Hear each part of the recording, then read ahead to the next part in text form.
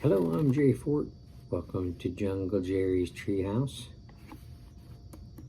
Night Hag. Seen a few of those in Walmart, mostly. There's many of them. When I worked at Walmart back in the 90s, saw, many night hags. Well, let's see what they say about what a night hag is.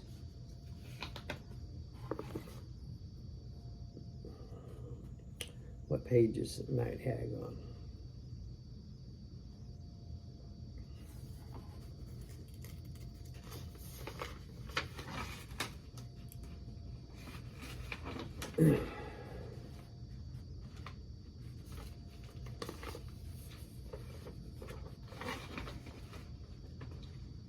There she is.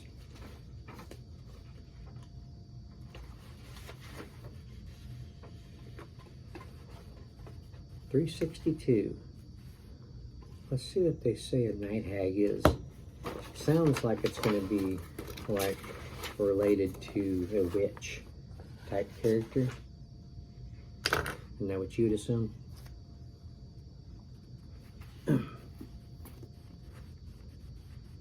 What did I say? 232?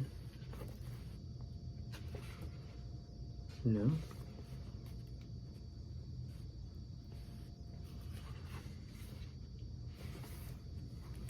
Really? That's a short memory right there.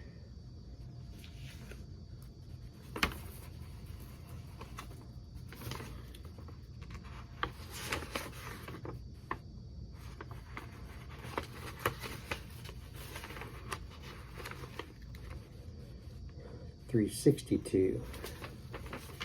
$3.62.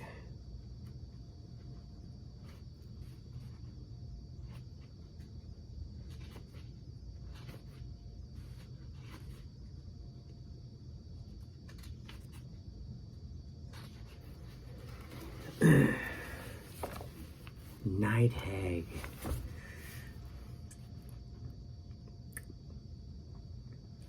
Albert Bender is inextricably linked to the enigma of the Men in Black. It was his 1951 and 1952 encounters with the MIB that led UFO researcher Gray Barker to write the very first book on the darkly clad things. 1956's They Knew Too Much About Flying Saucers. Oh, that's what he wrote, Gray Barker. Okay.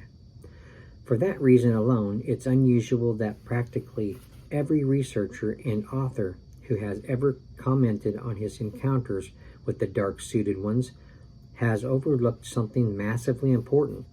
His family's links to a woman in black. She was a spectral crone with an obsession for nothing less than coins. In 1933, while just a child, Bender's mother told him the spine-tingling story of a family ghost, a woman in black. The story revolved around a second cousin of Bender's who, while only 6 years of age, moved into a creepy old house with his family.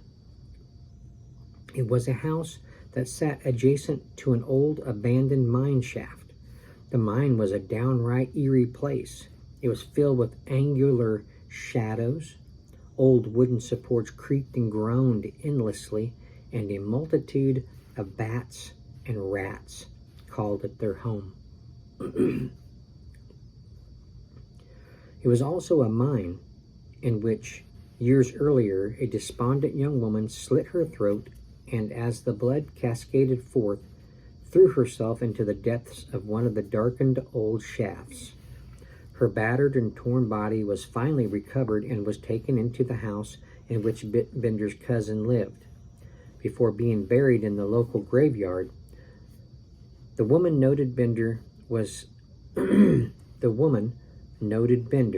said to have been a definitive witch, one who lived alone with a great many cats, and she was said to prowl about only at night. Bender added, "My cousin wore a coin on an unbroken chain around his neck constantly, even to bed. After having lived in the house a few months, his parents noticed his health was failing. He would not eat, and claimed he saw a lady in black in his bedroom at night.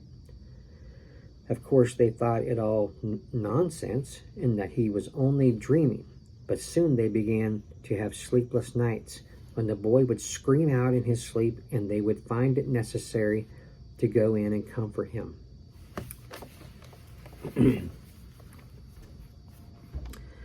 In the early hours of one particularly fraught morning, Bender's cousin awoke the family, wailing like a veritable banshee.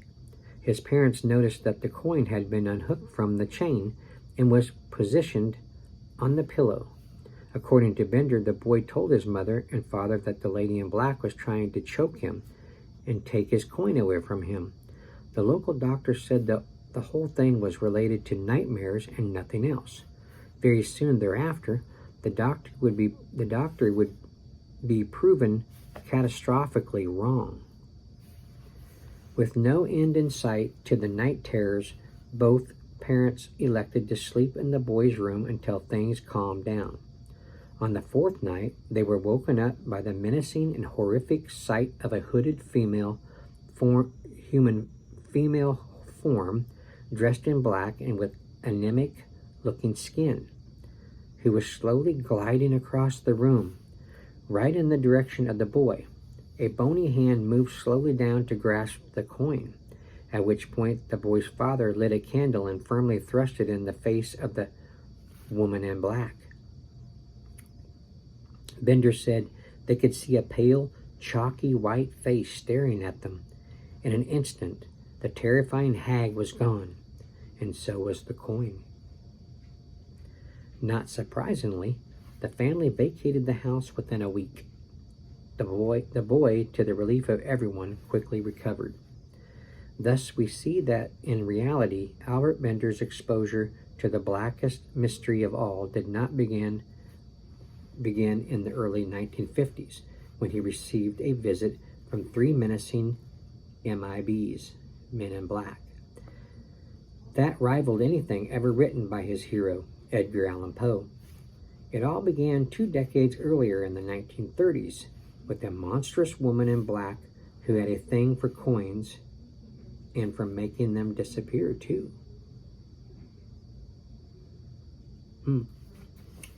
All right. Interesting. There you go. Another story from the Monster Book. Creatures, Beasts, and Fiends of Nature by Nick Redfern. Thanks for watching. Thanks for listening. I appreciate it. See you on the next one. Bye.